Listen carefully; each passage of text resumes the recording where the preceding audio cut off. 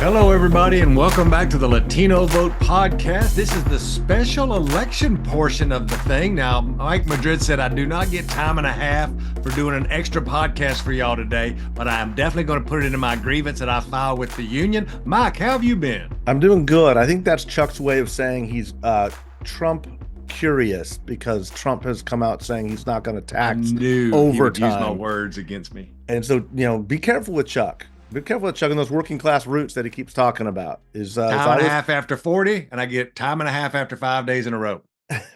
We have a really special guest with us today who's launched a really remarkable project we wanted to kind of have all of our listeners share into. A name that you will all know, Soledad O'Brien, who is somebody that I remember through the course of my career being sort of the Latina face of news and everything that was happening, and not just in our Latino culture, but in the affairs of the globe. Soledad reached out earlier this year to talk about some work she is doing on this really cool documentary that came out on Scripps News. We're going to put the link down below, but we're going to have a little bit of a conversation about it first. Soledad has joined us to talk about this documentary. It's called War on la Radio. No, is that right, Soledad? Did I get the name right? Yep, exactly right. And it really explores. I'm gonna really briefly cover it, and then I'm gonna have you kind of talk about it a little bit. But it's really a fascinating, unique look at the intimate relationship that Latinos have with radio, from different aspects of not only of their culture, but our different diasporas, different parts of the country. And there's a real deep history with radio that I was actually was not aware of. And so I learned a lot about this, and it's done in relatively short form. I think it's a 30-minute. Is that what it is? Yeah. Mm-hmm. It's a 30-minute documentary. And guys, it's such a good watch. It's something really important to download again from Scripps. Take a look at it, because it's going to tell you a lot about what you need to know heading into this election. Like I said, I've been doing this a really long time, longer than I'd like to admit. Chuck, time. I know. I was waiting for Chuck's commentary there. But I learned a lot from it, and it's an engaging, really well told story. Soledad, thank you, and welcome to the show. Thank you. Thanks. I appreciate it. And thanks for the kind words about the doc. And thanks for being in the doc, because you were really, I think the first interview we did, which was kind of a look at setting the stage of what's at stake, how big, is the audience. And so it's, I feel like every 4 years, as long as I've been in television news, and this is, I think, my 38th year, there's always this idea of like, Latinos, will they matter this year? Will Right. Latinos matter? Will they? No. And I think this, for me, feels like the first year where it's like, wow, if there is the October surprise or something that can move the needle, that actually Latinos could very much matter. The size of the population, the power of the population has really grown, and in some ways, I think, kind of gelled more in some ways. So that's really what we wanted to look at in this documentary, to see how radio is being used to see if they can, leverage votes. Frankly, Democrats are doing it, Republicans are doing it, and how they're doing it and why they're doing it was what we were interested in exploring. I loved how you first of all, how you just said right now, because Chuck and I talk a little bit about it, and I think for old guys like us, this really, after doing this for many decades, this is that first kind of year when I'm asked by media, I'm asked by reporters, are Latinos going to make the difference? This is the first year I'm actually saying, honestly, yeah, like this is the year. This is the year I've been waiting my whole career for, because in every one of the 7 battleground states, Latinos will be bigger than the margin of victory. And of course, we all know Arizona and Nevada. We'll talk a little bit about that if you'd like. But also, you start off with some really good storytelling in Pennsylvania, which obviously has taken on some added significance because of the Madison Square Garden, circus tent rally for the racists, as I call it. And it's really energized a community and literally some of the characters in your story. Yeah, partly because, of course, the community is the Puerto Rican community is so large. Although I actually think, and you guys would know better than I do, that these comments transcend just Puerto Ricans, right? It's not like, my mom was born in Cuba, but I think Latinos across the board are offended, genuinely offended. So I don't think it's just a Puerto Rican thing. And I think there's something like 500,000 people of Puerto Rican descent in Pennsylvania, right? And if you're looking at, as you mentioned, that margin of victory in past years, it's pretty narrow. So you could see it making a big impact. It's interesting. So every 4 years, I get hauled out to do a panel, right? And it's always, so now let's talk about Latinos. And we have Juan and Soledad and Jesus and Maria Elena, right? And it's like immigration. What's going to happen? And you kind of have to keep saying like, well, it's really about the economy. I mean, the issue is really it polling every which way is economy. Now, I get immigration is an economic issue, but it's really about the economy. And I think the news in past years has kind of not gotten it. But this is the first year, as you say, it feels like there is a sense that Latinos could make a big difference, that it's not just going to be, how will they feel about immigration? And I think there's, just population wise, right? What is it? US Latinos account for like 50% of new voters. Yeah. I mean, that's massive. So I think we're getting to a critical mass where it really matters. And, if the early voting numbers really hold out, and I know it's kind of early to really tell what the impact could be, it really could have a giant impact in the states that matter. Yeah. So walk us through like how the story comes to be. Why radio? When you're in the drawing room, going, okay, what are we going to talk about? Like, why the approach? And it's just so masterfully done. I think it's so smart too. Is radio is sometimes overlooked as this medium, but it is so central to all of our family stories, lives. Like, how did that come to be?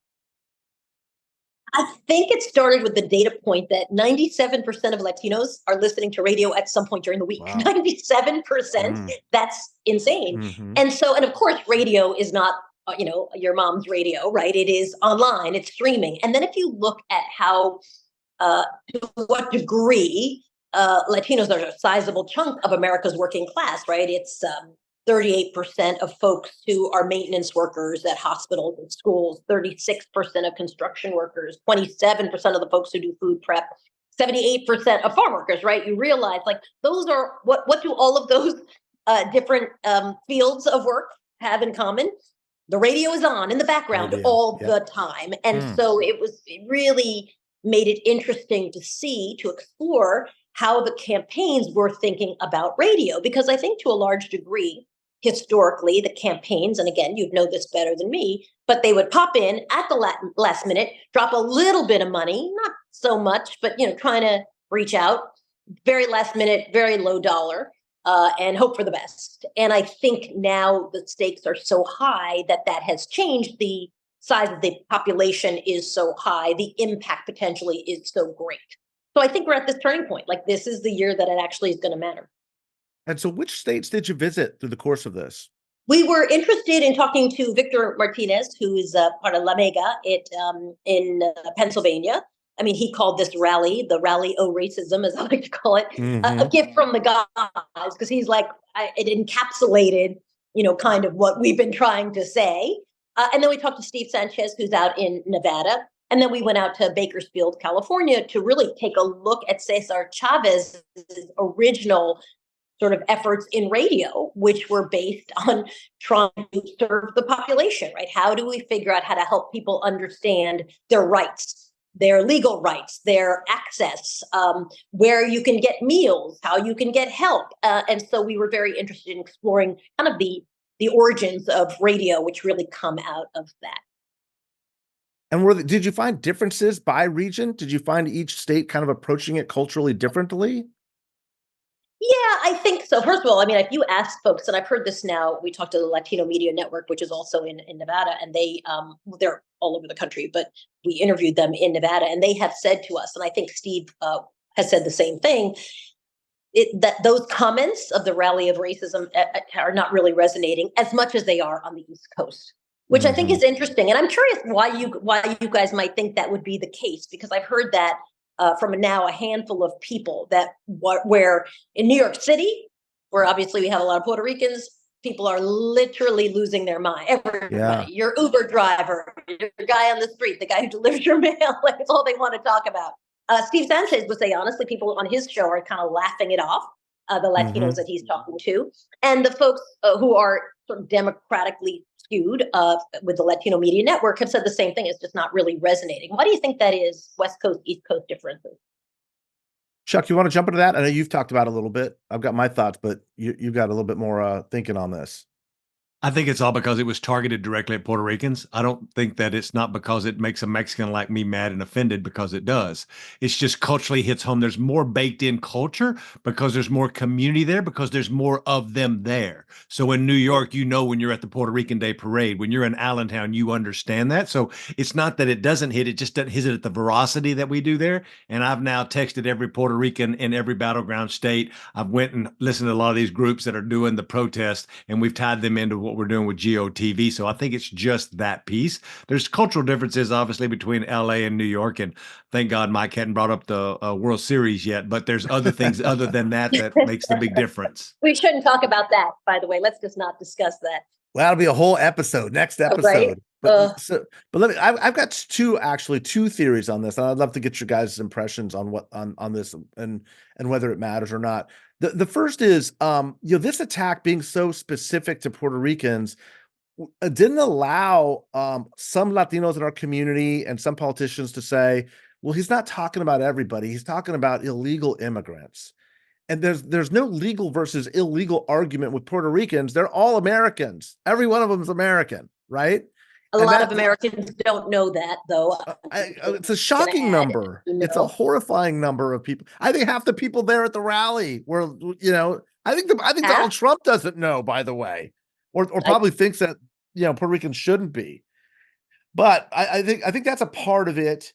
I think the other part is, and I really want you guys' impressions on this. I think one of the reasons why this did get so many people angry, and we talked about kind of the pride that Puerto Ricans have of the island too, and it is kind of awesome to see how many cultural icons are of Puerto Rican descent who are rising up, right? Like it's like the Puerto Rican diaspora plays such a huge part of the cultural footprint of the Latinos in this country. It obviously the Bad Bunnies, Jennifer Lopez, Mark Anthony, Ricky Martin, Residente. That's 400 million. You just count social media alone, right? Right? That's a lot of people. Yeah, and Geraldo Rivera, like on the right? You've got it's half of Major League Baseball, right? It's like everybody. And it's like you realize, I think, with a unifying effort like this, with a unifying moment, I think that one of the reasons why the community was so called and compelled personally to action, this is going to sound a little bit strange, but it was actually because it wasn't Donald Trump's voice. It was the cast of crazies around him, where people still are shocked when they hear this stuff, not coming from Donald Trump, who we've been kind of numb to it over the years. Like if Trump had said this himself, people would have been pissed for like an hour, and then he would have gone on to the next thing that he's pissing people off about. And we just kind of, it would have been 812 in the New York Times. Yeah. It's like, this is like, it's Trumping Trump, whatever. He's not serious. He's half entertainer, half whatever he is. Right. Here it was like, we're still shocked. And I'm kind of grateful in a weird way that Americans can still be shocked. Right. Like we still have a sense of shame and awareness that this is wrong and this is bad. But I think hearing it from different voices really woke people up to the idea that, whoa, wait a second. This isn't just entertainment. This isn't just something to dismiss. This is like bad people all around him. Like there's a stadium of bad people cheering this on. We better pay attention to this. Yeah, in a rally that, and it's funny because Madison Square Garden, of course, is the center of how many times have you all seen Billy Joel at the Garden? A gajillion times. But, you don't actually see a lot of political rallies at the Garden. It just, that's very much a thing of the past. And I think that also, it was just so jarring visually. So, yeah, I agree with that. I agree that it's, I don't know. I remember watching Trump chuck paper towels at, and that was like the craziest presser after the hurricane, and thinking, well, now people will be offended by, and not to mention just a lack of like financial help to an island that desperately needed the money. And people were not up in arms about that. Like people didn't say, I don't know, maybe it's just some of these things just no longer break through anymore because we just get a pipe of stuff fed into us every day. But like I thought that was offensive. I was sure that would impact people all those years ago, and it did not. Do you feel that this is gonna be different? Does this have an impact on in a race at 5 days away? Because I feel the vibe is, yes, I do. I just think it's one of those things where you can tell when something hits on Twitter or whatever, X, just hits or different. or suddenly everybody's talking about it, everybody's weighing in. So I do. Now, the question is, what kind of a difference? And listen, I think, again, the race is so tight that a tiny little difference could have a huge impact. You hear some stories, and I haven't seen anything verified, and I'm not sure how you would verify it really, but of people saying, well, I voted for Trump early, but I want to go back now and change my vote. Yeah. Again, I've seen that here and there, so I'm not really sure what that indicates, but I you know, all of that happening at once, I think is kind of interesting. And putting a electoral lens on it, just so y'all both know, it makes it even a bigger impact because in Pennsylvania, it's hard to vote by mail and it ain't easy to vote early. They're like New York. They're mainly an election day vote. About 80-90% comes from election day. These Puerto Ricans have always voted late. They don't vote absentee. So people in Pennsylvania still have their ballot. There's lots of people in other parts of the country that have voted early. So the timing, Mike talked a bit on this on our last recording, the timing of this could not have been more worse for them in the state that means the most to them. Let me ask you my question about the documentary. And did you touch on this in it? And I have not seen it yet, mainly because Mike Madrid's in it, so I put it off the last minute. But when I grew up, radio was king for English and redneck white people country, like it was for everybody in the 80s, because I'm old. So we listened to the radio like every other 20-year-old kid. And I actually had home speakers in my truck because I wanted to have the radio as loud as possible. Then I got where I wanted to get the biggest sound system in my truck like everybody else. Well, what I have found in doing advertising for over 30 years is that these radio DJs, you mentioned Victor, you mentioned Mr. Sanchez in Nevada, that they are cult figures that I don't think people understand how big a cult figures that they are and the impact they have of the old disc jockey, if I will, back in the day that everybody listened to, that was like the Tom Brokaw of your community because you get the news, the traffic in your native Puerto Rican Spanish. Did you find that in the doc? Yeah, absolutely. So a couple, I think it's why radio's, why there's this resurgence of interest. And also I think there's they do the show that is politics, but mixed in with job fair, but mixed in with gossip, but mixed in, right? So the gossip, I mean, Victor Martinez in Pennsylvania said that his usual political segment is 20 minutes long. Now, in the last days, it's been more than an hour every single day, right? So he's sort of like, this is just resonating with his callers. And then it's in English and Spanish, right? My Spanish is very poor. I'm really good at Spanglish, and I'm taking classes now as a 58-year-old trying to learn Spanish, which I should have learned a long time ago. But all the callers that I would, chat with his callers, and we would do it in a little bit of Spanish and a little bit of English. Like it's going across sort of this idea, especially in advertising. It used to be there's Spanish and there's English, and never the two shall come together. But that just doesn't really seem to be the case for the disc jockeys, who often are very comfortable kind of going back and forth and telling jokes and really communicating with an audience that can handle both languages. So yeah, there's no question. They're big stars. That gives them a lot of power. And that means when they talk about a job fair or they talk about something that they think is a huge problem, it really rallies an audience around them. And I think you see that both in Mr. Sanchez and in Mr. Martinez, for sure. Can you walk us through a little bit what you found in the Central Valley of California, just some of the rich history there of how campesinos, the name of the radio network is Radio Campesino, right? Field workers, right? Just the origin story. That was the most impactful piece for me, just from the history of the earliest days of political organizing for Mexican Americans, was done on radio, and it still is to this day. And done because no one would listen to Cesar Chavez on the radio, right? He couldn't get access to radio because the advertisers would tell the radio stations, nope, you put them on, we're not going to sponsor you anymore. So he went ahead and started Radio Campesino, which ended up being very powerful and very important. But I think it's because there's so much trust in that. And I think it's back to kind of how Victor Martinez, for example, sees his community. Like, he's doing job fair.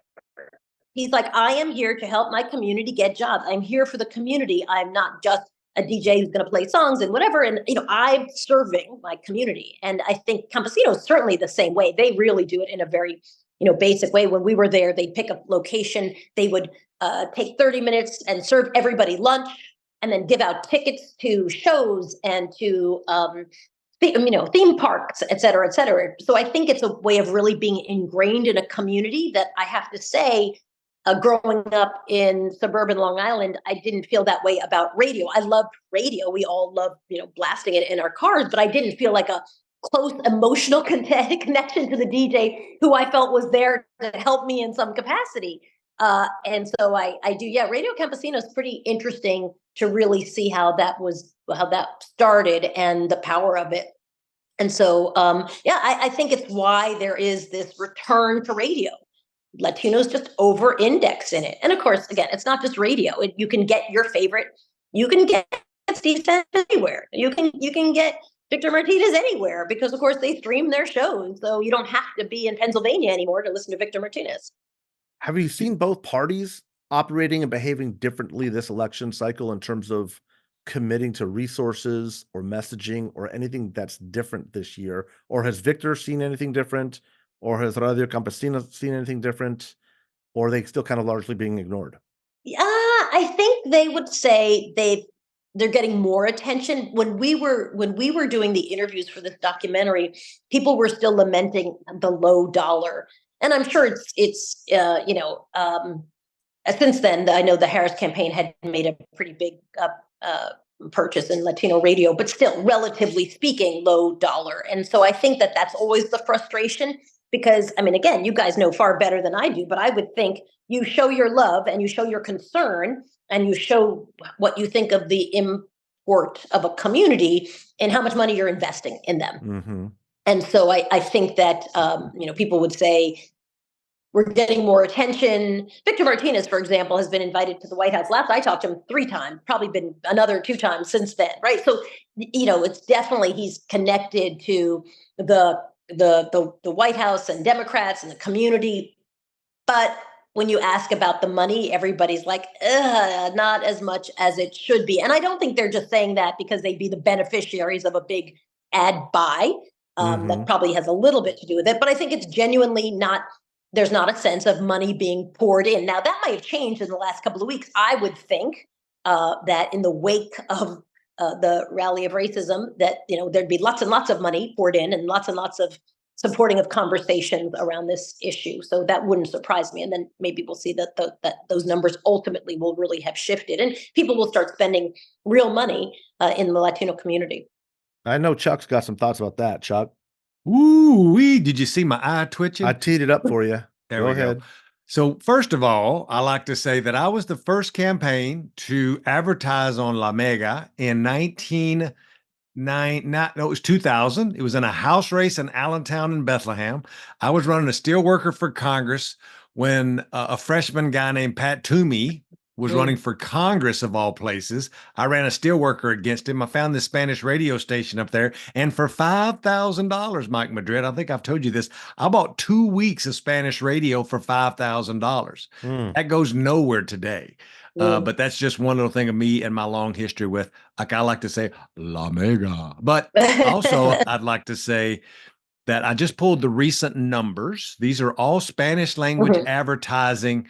Because Soledad, this is what I do. I make TV commercials in Spanish and English and do lots of them in Spanish and buy lots of Spanish radio when they will give me money. So I have been beating the drum that there's been not enough spending. I will start by saying, what do you call it when you bury the headline? I'll start with saying less than 1% of all political spending, less than 1% has went to Spanish advertising.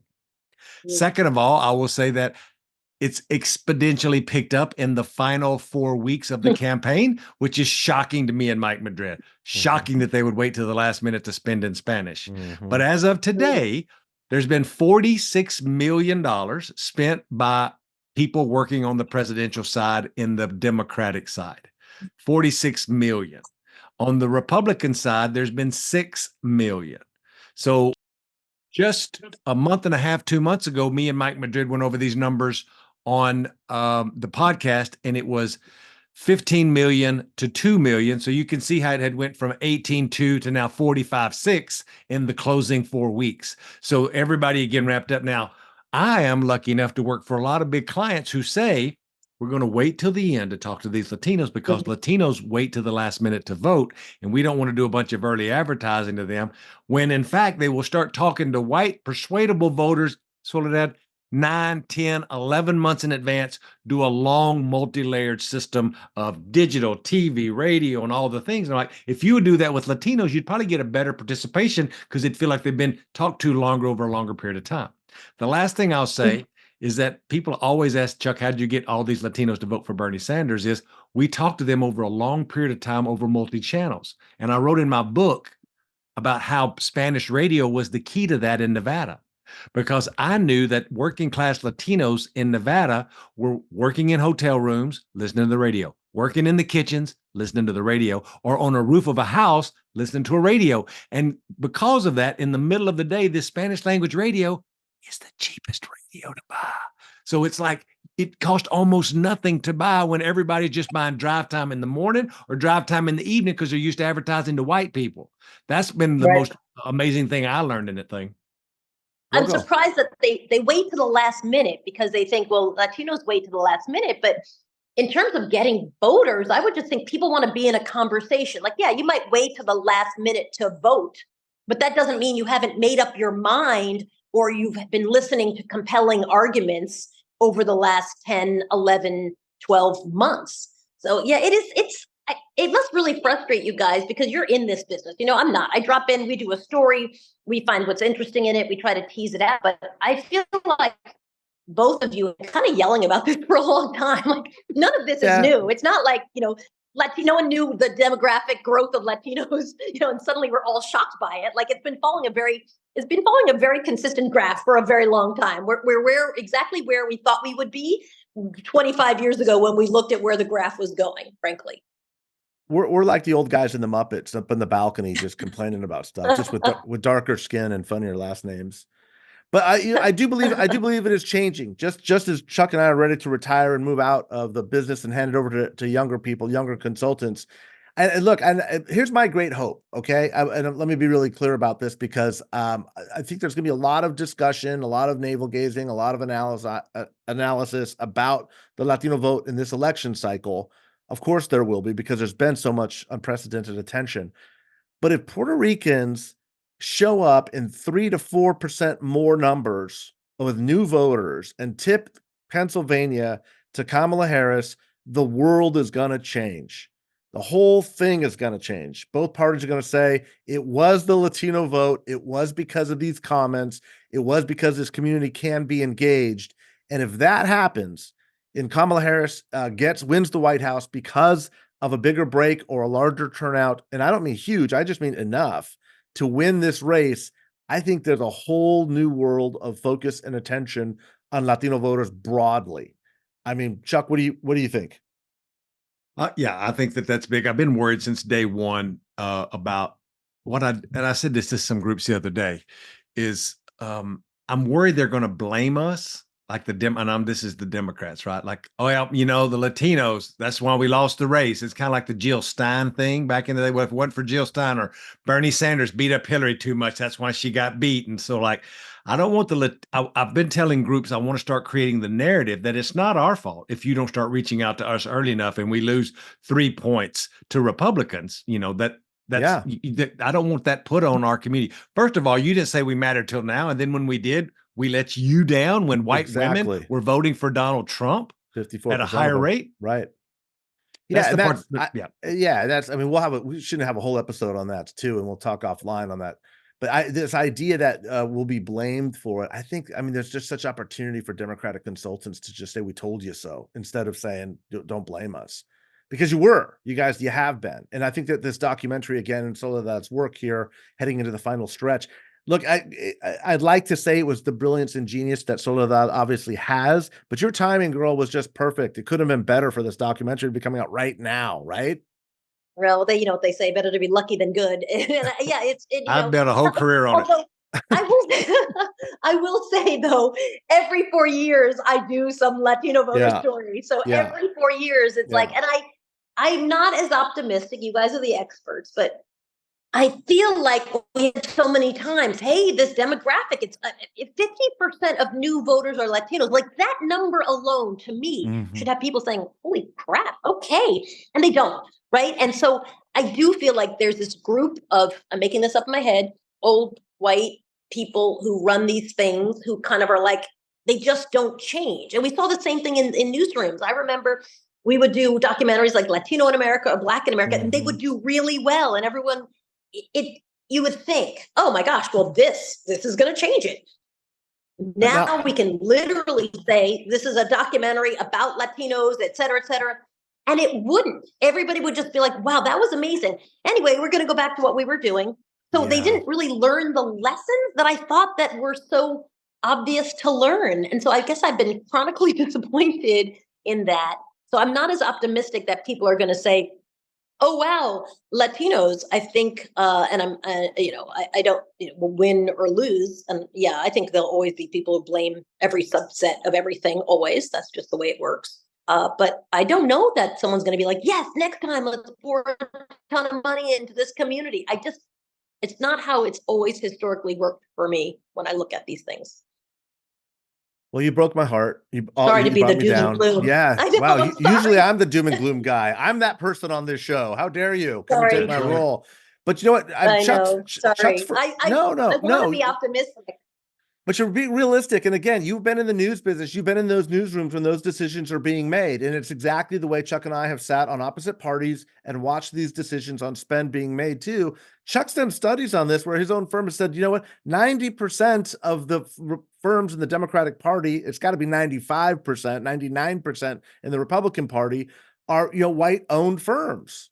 These are not people who see the world the way that all of these new voters and this huge tranche of the American electorate see the world. And even if it's what I will say is this, it's not 95% of the world seeing the eyes through the wealthy white executives making these decisions on what news and what stories should be covered or what ad placements should be made or how important these voters are. And it's why I think that both parties are uniquely unprepared for this moment.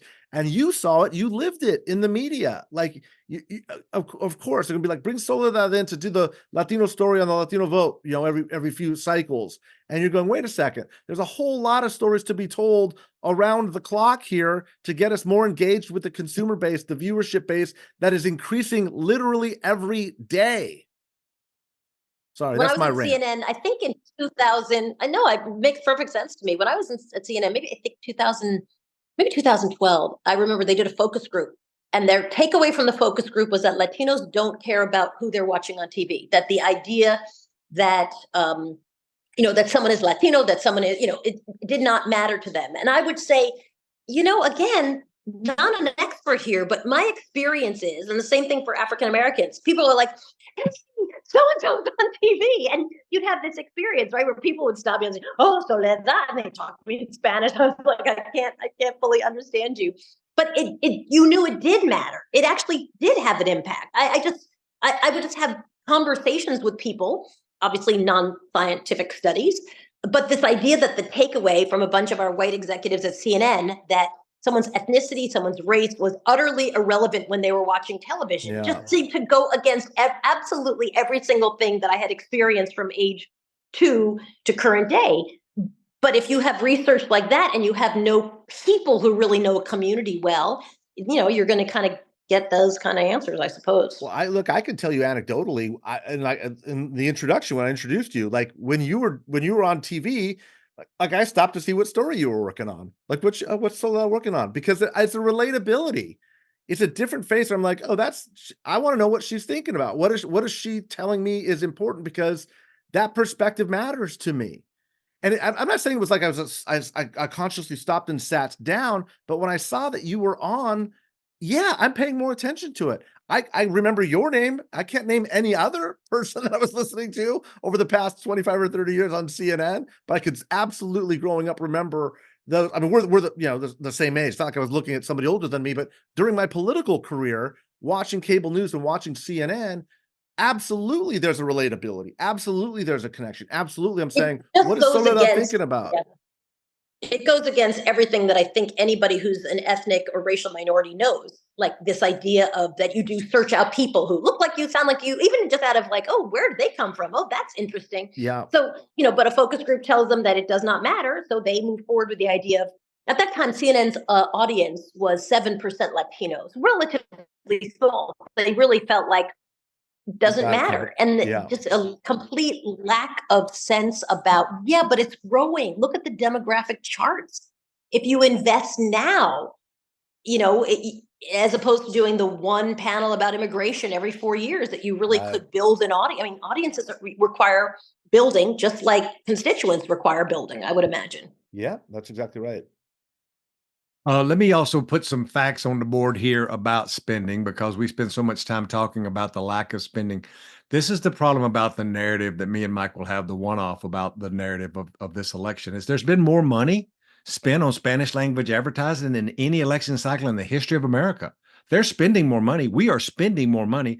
I just got a tweet here on my Twitters, on my iPhones, that says Democratic advertisers have 100, Mike, pay attention, 106 million spending advantage across 25 House races for the 2024 cycle.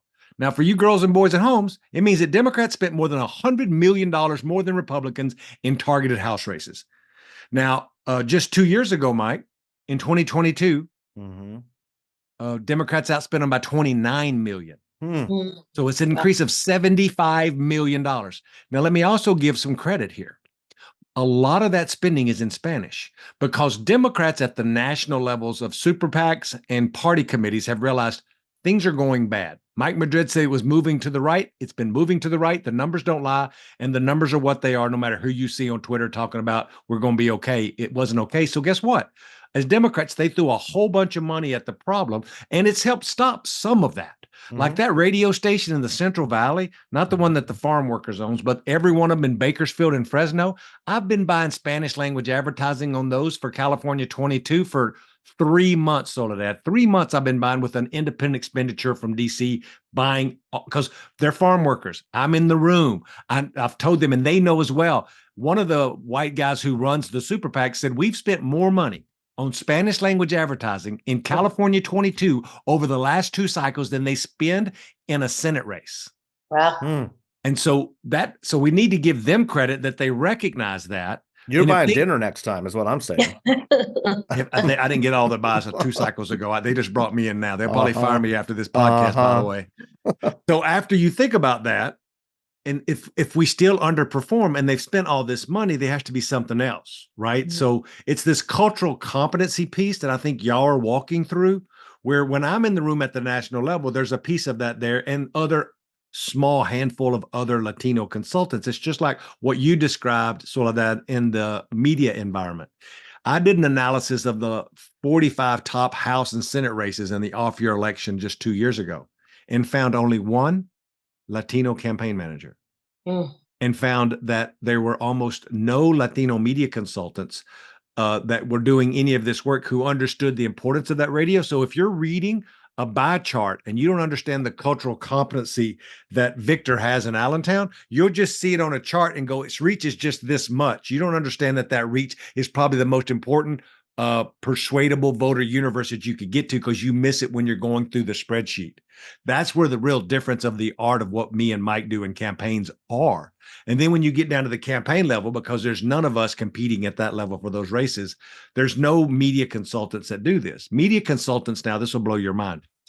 Big white-owned media consultants that control 95% of all ad buying and the making of them now have all hired a Latino or a Black partner, or both if they're a really big firm. They go in and do the pitch. They get the Spanish and the Black radio, but it's all being made by a white intern in the back room, like everything else is in a production house. So you lose a little bit of the cultural competency piece of making art because we needed to make it enough a return on investment. So getting somebody like that on radio talking about things means so much more than just a canned voiceover that says, Mike Madrid didn't pay his taxes last week, and he ran over his ex-girlfriend in his car 15 years ago and never told anybody. Don't vote for Mike Madrid. Like, that's not relevant. It didn't happen either. Oh my God. Who would? Just for the record. But you know what's interesting? I did a story interviewing the mayor in Reading, Pennsylvania, Eddie Moran, right? Who's first Latino hired in Reading as mayor, and I think he's Puerto Rican actually. And it was it's been such a long time since I've done the walk down the street with the guy, as we're shooting. Busloads of children are hanging out of the window to wait. I was trying to explain back at the office, like, this is unusual. A local mayor is really not a celebrity guy. I had not people coming out of their businesses, and you guys know because you've done this, where obviously the campaign will go ahead and say, hey, the mayor's going to be walking through. Make sure you come out and say hi. But this was just random people stopping their vehicles, taking out their cell phones, take a picture of the mayor of Reading, Pennsylvania, who really, it was very, I was like, I have not seen this since I've done some celebrity interviews, in a little while. So I do think there is this sense of connection. And I think you're right. I think it's a cultural competency that people really, really value, that it's hard to explain to other people if they're not in the culture and if they just see it from the outside. Like, right, we need it in Spanish, put it in Spanish. How hard could it be? That is not cultural competency. You need an ad in Spanish. Someone just does an ad in Spanish. There's a certain piece of magic that is, for me, hard to describe, that I think often consultants just don't really get. And speaking of magic, the name of the documentary is The War on La Radio. It was produced and put together by Soledad O'Brien, and it appears on Scripps News. It's on YouTube, I think, right now. You can find it there too. But we'll have an attachment. A link in the comment section beneath this episode as we put it out, and we'll put it out on our social media handles and feeds. Soledad, thank you so much for joining us. It was a real pleasure to work with you on this project. It came out wonderfully. I was really, really impressed, and I'm not easily impressed anymore. That's for sure. Yeah, it's true. Good work. I learned a lot too, which Chuck will tell you. I probably never said that on the show before. I learned a lot, and I'm just so grateful for you making the time to be with us today. And I best really of luck with it. Thanks a ton. Appreciate it, guys. Nice to chat with you.